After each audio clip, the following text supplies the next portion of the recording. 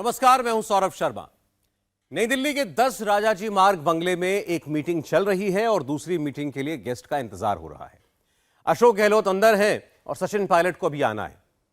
राहुल गांधी ये मीटिंग खत्म करके 10 दिनों के लिए विदेश चले जाएंगे। राहुल आज 1.25 मिनट के लिए कैमरे पर आए और कुल 30 सेकंड बोले। राहुल ने एक नंबर बताया और कांग्रेस ने उसे सर्कुलेट करना शुरू कर दिया। प्रेस कॉन्फ्रेंस में वही नंबर बोला गया, सोशल मीडिया पर वही नंबर फैलाया गया। राहुल सिर्फ यही एक नंबर बताने आए थे। कांग्रेस के दूसरे नेता अब उसी को रिपीट कर रहे हैं। कांग्रेस अब उस पिच पर खेल रही है जिस पर बीजेपी पिछले 5 साल से खेल रही थी। नरेंद्र मोदी के खिलाफ राहुल गांधी ऑफेंसिव होकर चल रहे हैं। यहां से वो डिफेंसिव नहीं होना चाहते। राहुल ने जो नंबर बताया वो नंबर क्या है और उसके पीछे की कैलकुलेशन क्या है और मोदी के खिलाफ राहुल का फॉर्मूला क्या है, बताते हैं आपको इस रिपोर्ट में।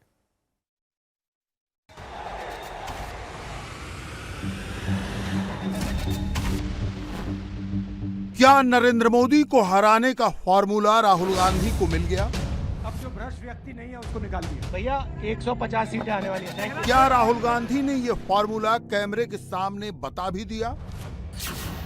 क्या मोदी को हराना अब इतना आसान है कि राहुल की पार्टी एक इंटरनल सर्वे करवा ले, मीटिंग में अपनी पार्टी के नेताओं को बुला ले, फिर दुनिया को फॉर्मूला बता दे?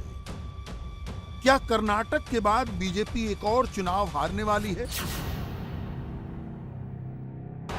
एक ऐसे राज्य में बीजेपी चुनाव हार जाएगी जहां 90% वोटर हिंदू हैं और सिर्फ 10% वोटर मुसलमान। जहां के मुख्यमंत्री ओबीसी हैं और जहां कुछ महीनों को निकाल दें तो पिछले 19 साल से बीजेपी की सरकार है। क्या मोदी के सियासी दुश्मनों राहुल गांधी, नीतीश कुमार, ममता बनर्जी, उद्धव ठाकरे, शरद पवार ने हिंदू वोट बैंक में सेंध लगा दी है? क्या अब हिंदू वोट टूटने लगा है और मुस्लिम वोट एकजुट हो गया है? मोदी के दुश्मन नंबर 1 राहुल गांधी का मोदी हटाओ फॉर्मूला नंबर 1 क्या है?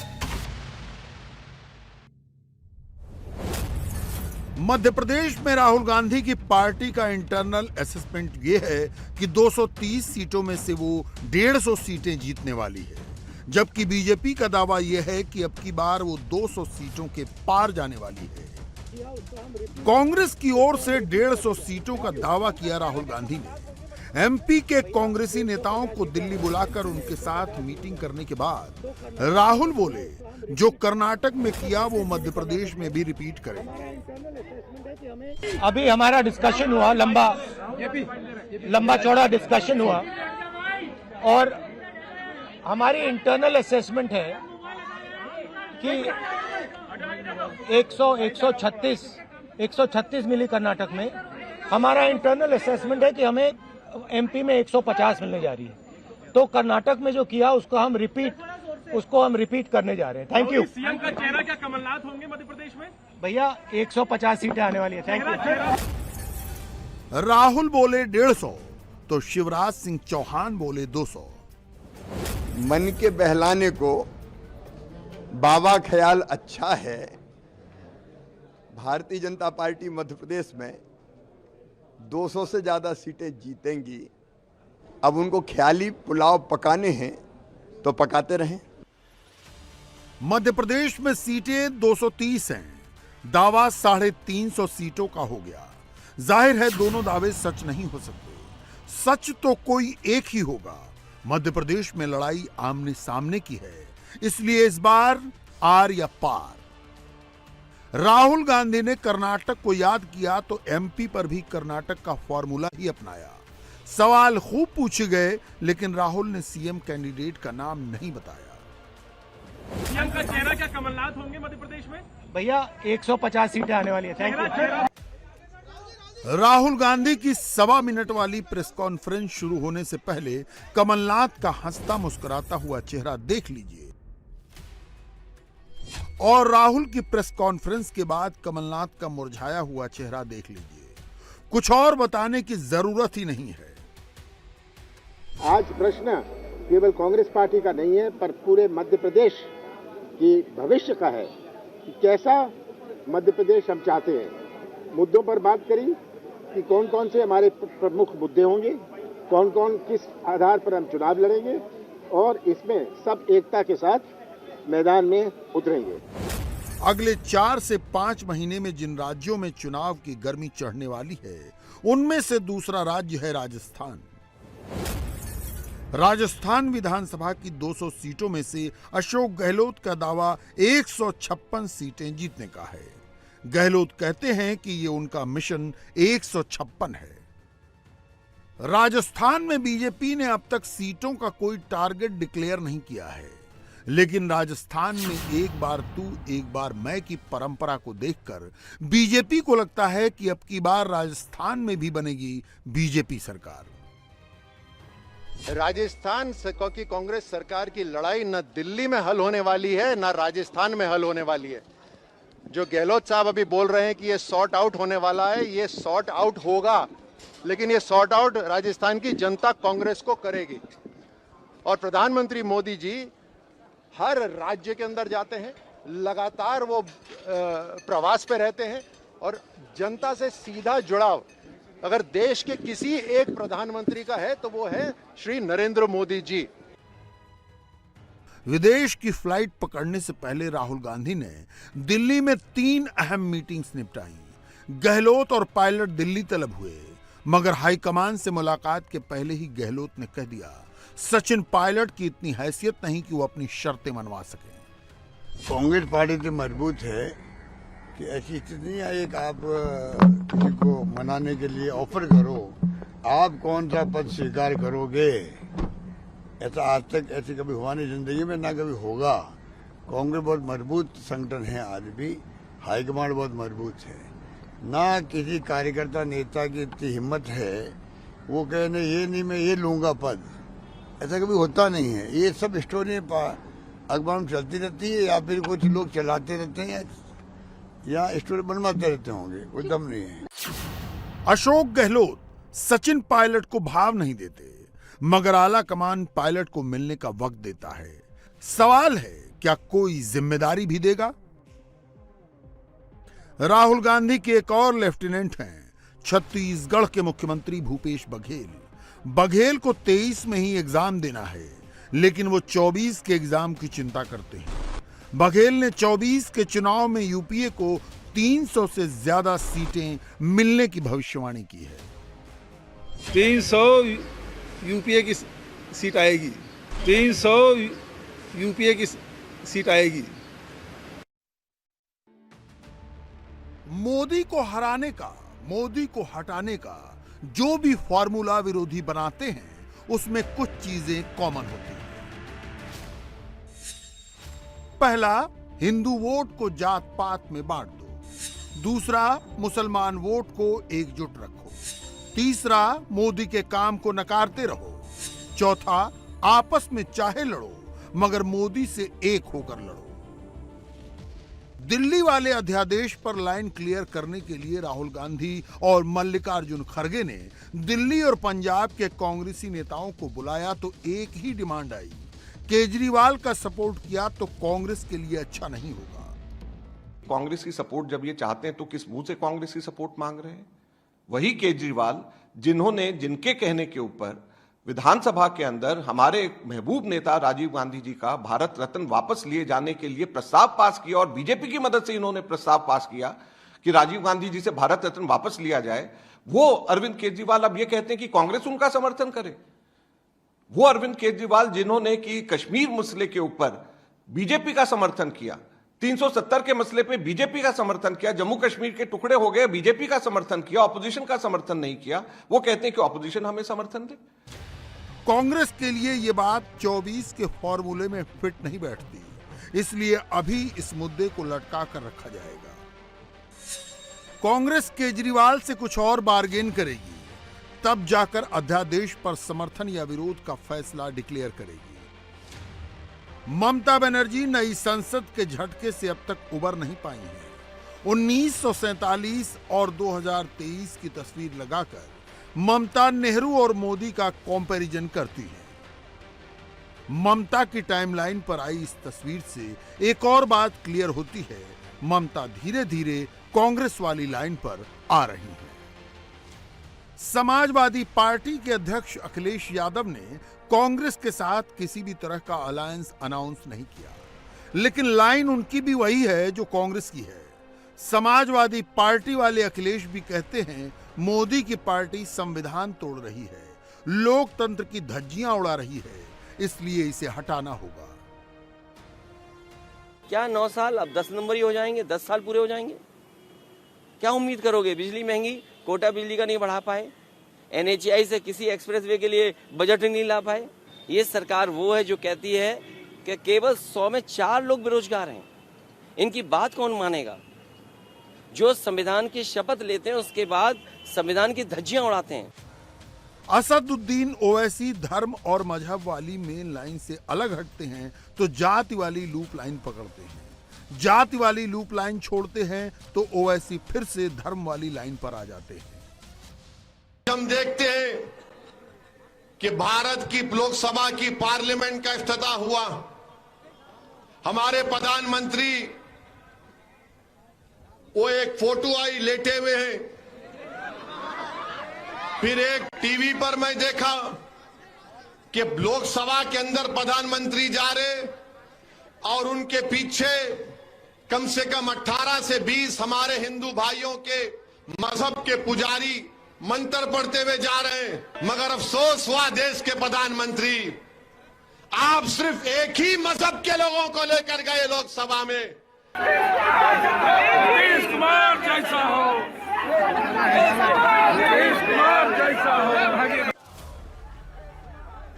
नीतीश कुमार जब भी बोलते हैं यही कहते हैं कि वो पीएम पद के कैंडिडेट नहीं हैं, लेकिन पटना में उनकी पार्टी के कार्यकर्ता जब प्रधानमंत्री वाला नारा लगाते हैं तो नीतीश कुमार बस मुस्कुरा देते हैं। 12 जून को विपक्षी दल की बैठक हो रही है, मुझे इस पर कोई आपत्ति नहीं, लेकिन 25 जून को गंगा का बालू गौमूत्र से प्रायश्चित करें कि जिस कांग्रेस के आपातकाल में पैदा लिए आंदोलन में जयप्रकाश नारायण के नेतृत्व में आज उसको शर्मसार कर रहे हैं। पहले प्रायश्चित करें बालू से, गंगा की बालू और गौमूत्र और गंगा जल से। नीतीश कुमार के मन में क्या है ये तो नीतीश कुमार ही जाने, लेकिन 24 के लिए बीजेपी ने सब कुछ तय कर रखा है। विरोधियों के पास नेता नहीं है, बीजेपी के पास नेता फिक्स है। विरोधी अभी नैरेटिव तैयार कर रहे हैं, बीजेपी का नैरेटिव तैयार है। विरोधियों के नारे अलग हैं, बीजेपी का नारा भी तैयार है।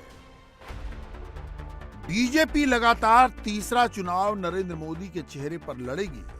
इस वक्त सियासत में मोदी से बड़ा ब्रांड दूसरा नहीं है। ये बात देश के ही नहीं दुनिया के लोग भी कहते हैं। ग्लोबल लीडर्स की अप्रूवल रेटिंग में मोदी ने फिर से 77% स्कोर करके टॉप किया है। बाइडेन 41% पर, ऋषि सुनक 33% पर, इमैनुअल मैक्रोन 25% पर है।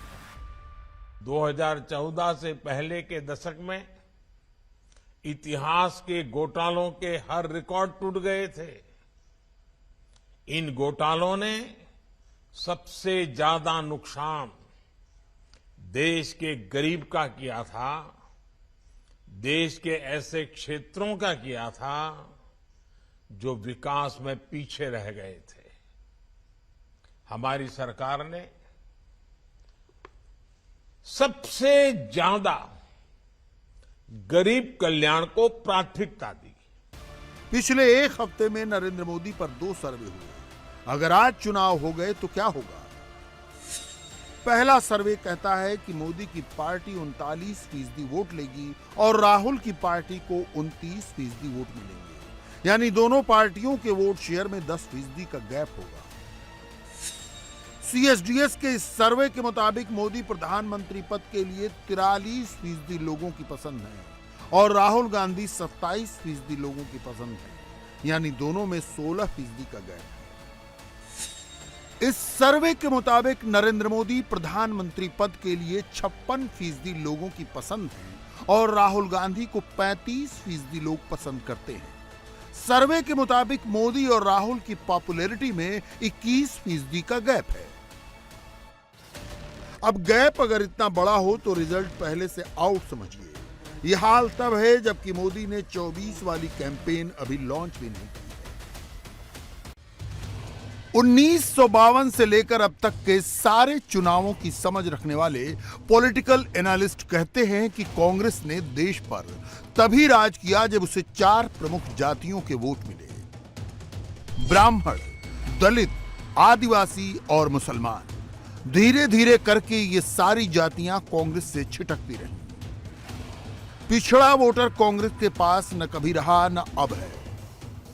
कांग्रेस को अगर नेशनल सिनारियो में वापसी करनी है, राहुल गांधी को अगर मोदी का विकल्प बनना है, तो ब्राह्मण, दलित, आदिवासी और मुसलमान इन सब के वोट चाहिए। अभी तक कांग्रेस सिर्फ अल्पसंख्यक वोटों पर फोकस करती दिखती है।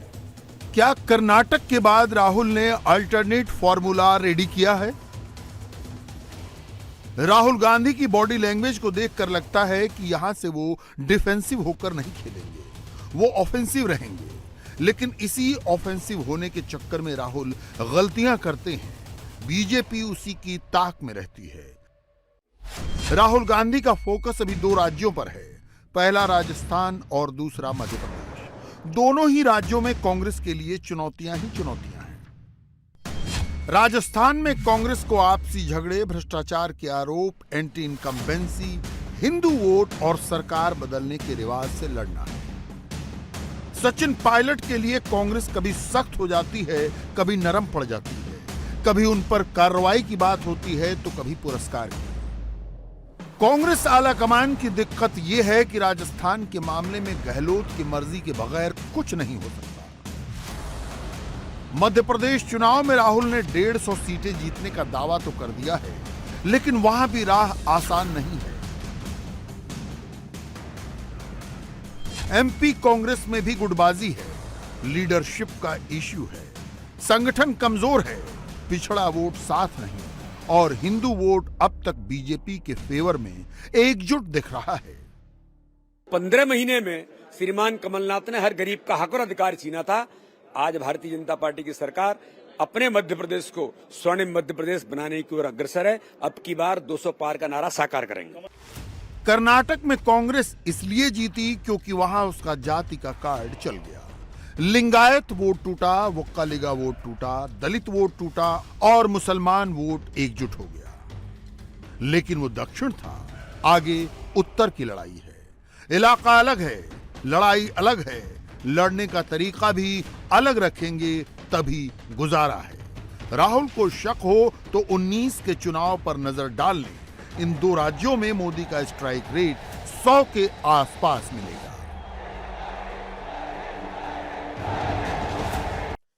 आजकल कुछ पता नहीं चलता कि कौन आदमी क्या है। घर में जो हेल्पर बनकर आया वो कौन है, जो मीटर रीडिंग करने आया वो कौन है, जो कुरियर लाया वो कौन, उसकी असल पहचान क्या है। दिल्ली में एक ऐसा ही वाकया हुआ। साहिल खान नाम का एक लड़का अपनी पहचान छुपाकर सिर्फ साहिल बनकर साक्षी नाम की लड़की से मिला। उसने लव जिहाद का ऐसा जाल फैलाया कि साक्षी घर छोड़कर चली गई। 2 महीने घर से दूर रही। कल उसका 1 मिनट 27 सेकंड का एक वीडियो आया और उसके साथ घर वालों को बस उसकी लाश मिली। साहिल गले में रुद्राक्ष पहनने का नाटक करता था, हाथ पर कलावा बांधता था। कोई ये पता नहीं लगा सकता था कि वो कौन है।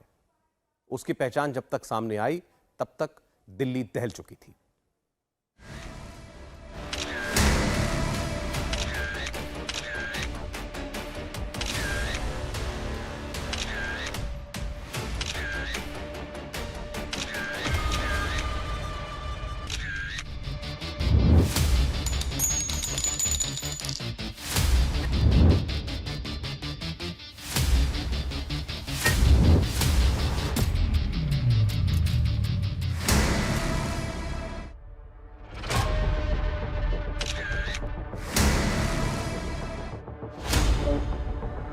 हाथ में कलावा,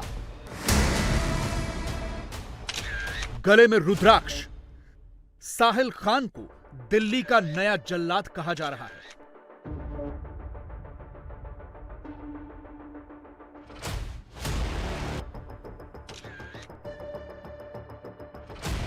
क्या यह सिर्फ एक साधारण क्राइम है या फिर लव जिहाद? साक्षी के किलर साहिल की नई पिक्चर इशारा करती है। क्या धर्म बदलने का ड्रामा हुआ? क्या हिंदू बनने का छलावा करने के लिए हाथ में कलावा पहना? साक्षी का सनकी कातिल साहिल खान की असली पहचान आपके सामने खोलते हैं।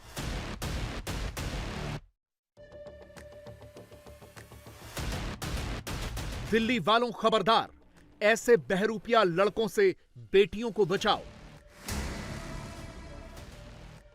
लव जिहाद वाला जल्लाद कैसा होता है, इस सीसीटीवी वीडियो को देखने के बाद बहुत डर लगता है। साहिल ने साक्षी को 16 बार चाकुओं से गोदा। पेट में, सीने में उसकी आंखें खुली थीं। साक्षी चीख रही थी और तड़प रही थी और साहिल लगातार बार बार चाकू मारता जा रहा था। 16 बार चाकू चलाने के बाद भी साहिल रुका नहीं। सिर पर खून सवार था। चलती गली थी, लोग आ जा रहे थे, न किसी ने रोका, एक को छोड़कर किसी ने टोका तक नहीं। चाकू चलाने के बाद साहिल ने 3 बार पैर से मारा।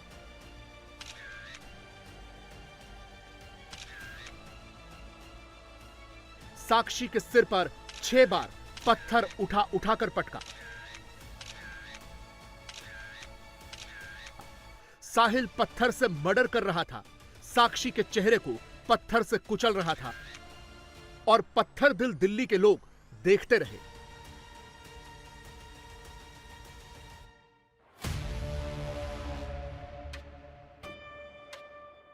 लाल शर्ट में आए एक शख्स ने साहिल का हाथ पकड़ने की कोशिश भी की, लेकिन साहिल नहीं रुका। साक्षी को बेरहमी से मौत के घाट उतारने के बाद साहिल 10 सेकंड के अंदर फिर वापस लौटा।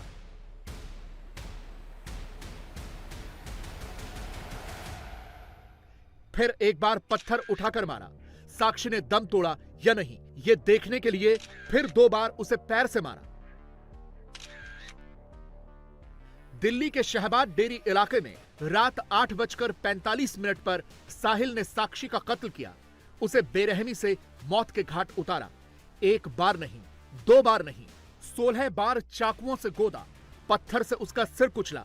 उसकी लाश को भी साहिल पैर से मारता रहा।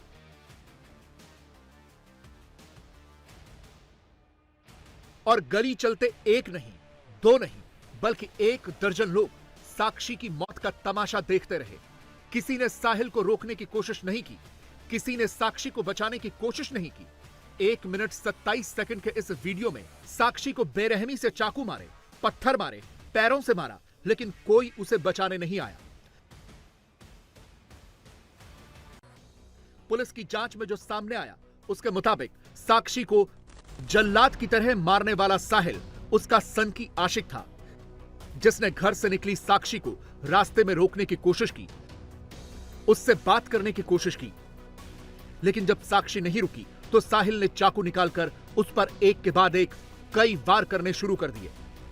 उसके सिर पर पत्थर से वार किया, पैरों से भी मारा और बड़े ही खौफनाक तरीके से उसे मौत के घाट उतार दिया।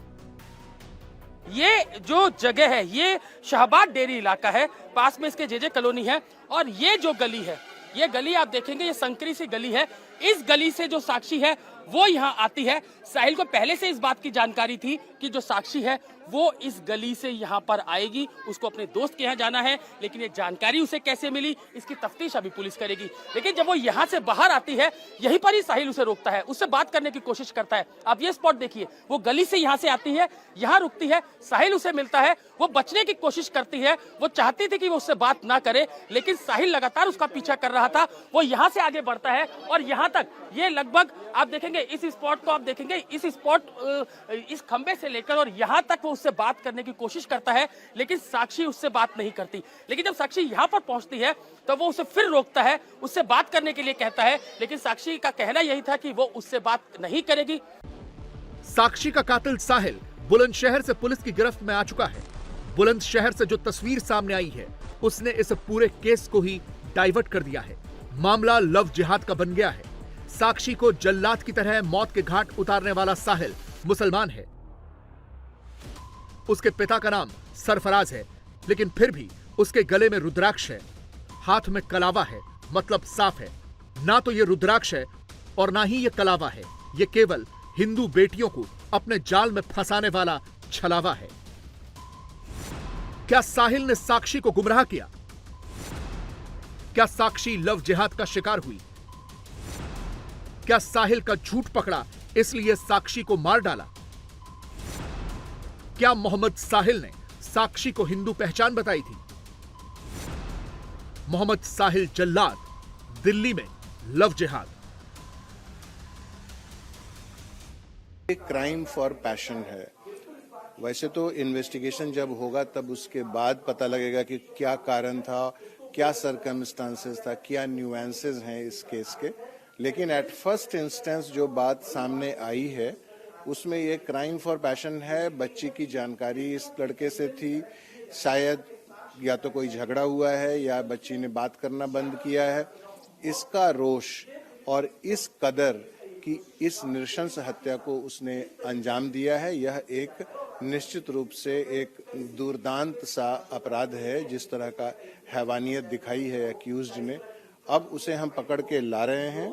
हम साक्ष्य इस तरह से इकट्ठे करेंगे और इस तरह से हम कानून और न्यायालय के सामने इस केस को पेश करेंगे ताकि कड़ी से कड़ी सजा दिलाई जा सके इस एक्यूज्ड को, मौत की सजा तक। एक बहुत महत्वपूर्ण सवाल मैं आपसे पूछ रहा हूँ। तस्वीर आई है इस एक्यूज्ड की, उसने हाथ में कलावा पहना है। कहीं आपको लगता है कि नाम कुछ और रखकर और धर्म कुछ और बताकर इस तरह की घटनाएं की जा रही है? देखिए, ये इन्वेस्टिगेशन का मसला है। ये इन्वेस्टिगेशन में आगे चल दूध का दूध पानी का पानी हो जाएगा। पुलिस इन्वेस्टिगेशन में लव जिहाद वाले एंगल पर भी जांच होने वाली है। साहिल के हाथ में कलावा और गले में रुद्राक्ष वाली तस्वीर सबके सामने है, लेकिन अब केरला स्टोरी जैसी फिल्मों का विरोध करने वाला गैंग एकदम खामोश है। अब किसी को साहिल का धर्म दिखाई नहीं दे रहा। साक्षी की मौत के खौफनाक वीडियो पर किसी का कमेंट नहीं आया है। सोशल वर्कर और फिल्म डायरेक्टर अशोक पंडित ने साहिल की तुलना कसाब से की है। बीजेपी भी सवाल उठा रही है, हिंदू बेटियों को टारगेट करने वालों को आखिर कौन शह दे रहा है? गली गली कितनी केरला स्टोरी, आखिर कितनी, कब तक बेटियों को इस तरह मारा जाता रहेगा? ऐसे निर्दयता के साथ, इस प्रकार कुचल कुचल के। और अभी इसी दिल्ली में श्रद्धा के साथ भी यही हुआ था। अभी तक श्रद्धा के हत्यारे को भी कोई फांसी नहीं हुई, वो भी अभी तक जिंदा है। लेकिन ये तो ऐसा लग रहा है हमारे हर गली में, हर शहर में, हर मोहल्ले में केरला स्टोरी बनाई जा रही है। बहुत शर्मनाक है। अब ये नहीं बोलेंगे जो केरल फाइल का विरोध कर रहे थे। मेरे को जो जानकारी मिली है, 16 साल की नाबालिग बच्ची के साथ जो दुर्घटना घटी है, बहुत दुखद है। लेकिन घटाने वाला, करने वाला कौन? क्यों एक ही संप्रदाय के वो लोग बार बार आगे आते हैं?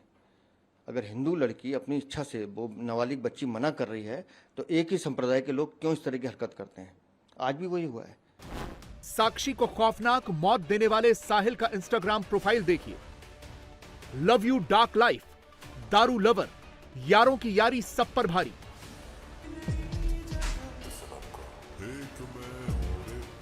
साहिल के इंस्टाग्राम अकाउंट को खंगालने पर केवल दारू और हुक्का पार्टी के वीडियोस मिले हैं।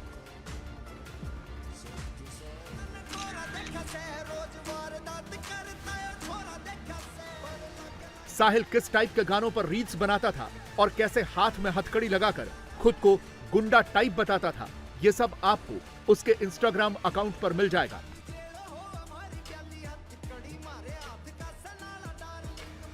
बाय प्रोफेशन साहिल एक फ्रिज और एसी मैकेनिक था जिसने हाथ में कलावा और गले में रुद्राक्ष पहन रखा था। मतलब अगर साहिल आपके घर में आता तो आप भी उसके धर्म को लेकर कंफ्यूज रहते। आपके मासूम बच्चे भी उसको देखकर हिंदू ही समझते। और शायद यही हुआ 16 साल की बेटी साक्षी के साथ। साक्षी ने अपने मां बाप को साहिल के बारे में कुछ नहीं बताया। वो उसे हिंदू ही समझती रही, अपने परिवार से दूर रहने की कोशिश करती थी और आखिर में साहिल ने साक्षी को खौफनाक तरीके से मौत के घाट उतार दिया। जैसे मैं बोलती थी बेटा घूमना नहीं चाहिए, किसी सहेली के साथ क्या फायदा घूमने से, तो उसको ये लगता कि मम्मी गलत बोल रही है, ये चीज को वो बुरा समझती थी। कोई माँ बाप अपने बच्चों को अच्छी चीज देगा कि बेटा ये काम गलत है ना करो, इसी नाते वो तो मेरे से गुस्सा हो जाती थी। फिर भी वो तो कल बात करी, मैंने बेटा कब आएगी, घर जाती थी बड़े अच्छे से बात करती थी, मम्मी मैं आ जाऊंगी क्या टेंशन है। मैंने कहा बेटा जो जल्दी आ जा, अच्छा नहीं लगता, दिन भर मैं ड्यूटी करती हूँ, घर आती तो ना थाली धो के रखती। हाँ मम्मी मैं धो के सब कुछ करके रख दूंगा, तू टेंशन की बात करी। कल भी मेरे से बात करी, नीतू को फोन पे मैंने कॉल किया था तो उसने कॉल इसी ने उठाई। मैंने कहा हेलो नीतू, करे नीतू नहीं बोल रहा, मैं साक्षी बोल रहा हूँ। तो मैंने कहा बेटा कब तू आएगी, करे मम्मी आ जाऊंगी ना, तू क्यों टेंशन ले रही, मैं पापा का बेटा बन के दिखाऊंगी। मैं एक सवाल ये कि आपको इस साहिल लड़के के बारे में कुछ नहीं पता? नहीं। क्या ये संभावना है कि नीतू को पता हो क्योंकि वो वहाँ रहती थी? नीतू को पता हो सकता, हमें नहीं पता था। साक्षी की मां भले ही साहिल के बारे में नहीं जानती थी, लेकिन साक्षी की सहेली नीतू को साहिल के बारे में एक एक जानकारी थी। नीतू वही लड़की है जिसके घर पर बीते 10 दिनों से साक्षी रुकी हुई थी। नीतू ने बताया कि साक्षी साहिल को पिछले 3-4 साल से जानती थी, लेकिन अब उन दोनों की बात नहीं होती थी। दूसरी तरफ आरती ने बताया कि मामला एक तरफा प्यार का था, इसलिए साहिल ने साक्षी को मार डाला। एक तरफा प्यार का मामला है और कुछ नहीं है। लड़का पीछा करता था, साहिल पीछा करता था। साक्षी ने बताया कि तंग करता है। नहीं कुछ भी नहीं बताया, लड़की ने कुछ भी नहीं बताया हमें। दोनों जानते थे एक दूसरे को पहले से? वो नहीं, वो उस लड़के को नहीं जानती थी, वो लड़का एक्चुअली परेशान करता था बस। आपको कैसे पता कि वो परेशान करता? साक्षी ने शेयर किया आपसे। आरती कब से परेशान कर रहा था? कुछ तो बताएं। वो परेशान कर रहा था क्योंकि हमें भी कल रात में ही पता चला है, वो अभी हमारे दोस्त के थ्रू ही पता चला है एक्चुअली। क्या साहिल की आइडेंटिटी आपको पता थी कि वो मुस्लिम है क्योंकि उसने कलावा बांधा हुआ था? नहीं एक्चुअली हमें भी नहीं पसंद, मैंने तो कभी लड़के को देखा ही नहीं है। मेरी तो जान पहचान इससे 6 या 7 महीने ही हुए होंगे इस लड़की से, लेकिन वो लड़की पहले से साहिल को जानती थी करीब 3-4 साल से। 3-4 साल से जानती थी। आपको मालूम था इसका? 3-4 साल नहीं सर, उस टाइम तो यार मेरे को मालूम नहीं था, लेकिन जब ये मेरे बिल्कुल क्लोज आ गई उसके बाद इसने मुझे बताया था कि दीदी साहिल नाम के लड़के से मेरी दोस्ती है। तो अगर दोस्ती थी तो इसने फिर चाकू? सर इनकी लड़ाई चल रही थी काफी टाइम से। किस बात? बात ना कर रही थी। तो आपने कभी इनके माँ बाप को इतला की कि भाई ऐसा मामला? नहीं, मैंने कभी बोला नहीं क्योंकि ये मुझे मना कर रही थी। पहली बात मेरे सामने कोई बात नहीं होती सर। साक्षी की मौत के बाद सवाल दिल्ली के लॉ एंड ऑर्डर पर भी उठने लगे हैं। पहले श्रद्धा वॉलकर की हत्या, फिर मंगोलपुरी में गाड़ी के नीचे घसीटकर लड़की की हत्या, और अब सड़क चलते साक्षी की बेरहमी से हत्या। सवाल इस बात का भी है कि दिल्ली में बेटियां कितनी सुरक्षित हैं। वीडियो में देखा कि बहुत सारे लोग गुजर रहे हैं जब वो लड़की को मार रहा है, कोई भी सामने नहीं आता उसको हेल्प करने में, कोई उसको रोकता नहीं है। मुझे लगता है दिल्ली के लोगों में सेंसिटिविटी की कमी है, या आजकल हम लोगों में किसी महिला को, स्पेशली कोई महिला पिट रही हो तो लोग उसको नज़रअंदाज कर देते हैं। और इतनी हिम्मत कि दिन दहाड़े वो आदमी जाए, वो इसीलिए हो पाती है कि उसको ना तो पुलिस का डर है और ना ही लोगों का डर है, और वो ये सोच पाता है कि वो स्कॉट फ्री बच जाएगा। इतना सब कुछ करने के बाद वो आज 20 घंटे बाद पकड़ा गया। वो वहाँ से गुजर गया, उसके परिवार ने भी नहीं रोका, ना लोगों ने रोका। कहीं ना कहीं समाज में ना सोच में बहुत कमी आ रही है, और उसके ऊपर काम करना बहुत ज़रूरी है। एक 16 साल की लड़की को इतनी बुरी तरीके से कत्ल करा गया, बीच सड़क पर दिल्ली देश की राजधानी में कत्ल करा गया। 40 से ज़्यादा बार उसके अंदर चाकू घोंपे गए, और फिर उस बेरहम कातिल ने लड़की के सर पे ईंटें मार मार कर उसको मार डाला। और वहाँ से कितने लोग जा रहे हैं, देख रहे हैं हम कि लेडीज़ जा रही हैं, आदमी जा रहे हैं, और किसी ने कोई आवाज़ नहीं उठाई। तो दिल्ली बहुत ज़्यादा महिलाओं और बच्चों के लिए असुरक्षित है, ये हम सब जानते हैं, लेकिन कितनी असंवेदनशील है कि किसी के अंदर ये आवाज ही नहीं आई कि बच्चे की मदद कर दें। हो सकता है वो मदद करते, हो सकता है जोर से चिल्लाते तो लड़की बच जाती। पब्लिक प्लेस पर और एक नाबालिग को 40 बार चाकुओं से गोद करके हत्या की जा रही है, तो ये दिल्ली में पूरी तरीके से लॉ एंड ऑर्डर का फेल्योर है। पब्लिक के सामने किस तरीके से एक व्यक्ति, उसके हौसले बुलंद है, क्योंकि उसका माइंडसेट क्या है कि कानून हमारा क्या कर लेगा, कोई पुलिस वाला क्या कर लेगा। और वालकर वाले केस आपने देखा, एक केस अभी निक्की यादव का हुआ, निक्की के साथ वो लड़का शादी कर रहा है और उसके बाद सेम डे जिस दिन मर्डर किया जाकर के दूसरी शादी कर रहा है। तो ये कैसी अपब्रिंगिंग है। और अपब्रिंगिंग अगर पेरेंट्स ठीक से नहीं कर रहे, सोसाइटी का स्ट्रक्चर पैट्रियार्कल माइंडसेट का है, तो फिर कानून क्या कर रहा है और हमारी सरकारें क्या कर रही हैं कि अभी तक ऐसे माइंडसेट क्यों नहीं लोगों के बने कि एक रिलेशनशिप में आप अगर हैं और वो रिश्ता अगर नहीं बन पा रहा है, एक व्यक्ति अगर नहीं चाह रहा कंटिन्यू करना, तो उस इंसान को पीछे हट जाना चाहिए, न कि उसका मर्डर कर देना चाहिए। इस वक्त दिल्ली में सवाल बेटी की सिक्योरिटी के लिए लॉ एंड ऑर्डर का भी है और लव जिहाद के ट्रैप में फंसाने की कोशिश करने वालों से बेटियों को बचाने का भी, क्योंकि अगर आपके घर में आने वाला कोई एसी या फ्रिज का मैकेनिक हाथ में कलावा बांध कर आएगा, रुद्राक्ष पहन कर आएगा, तो आप क्या, हर शख्स उसे हिंदू ही समझेगा, जो साक्षी के केस में हुआ। इंडिया टीवी हर वक्त हर जगह डाउनलोड करने के लिए सर्च करें India TV news Google play store या ऐप स्टोर पर।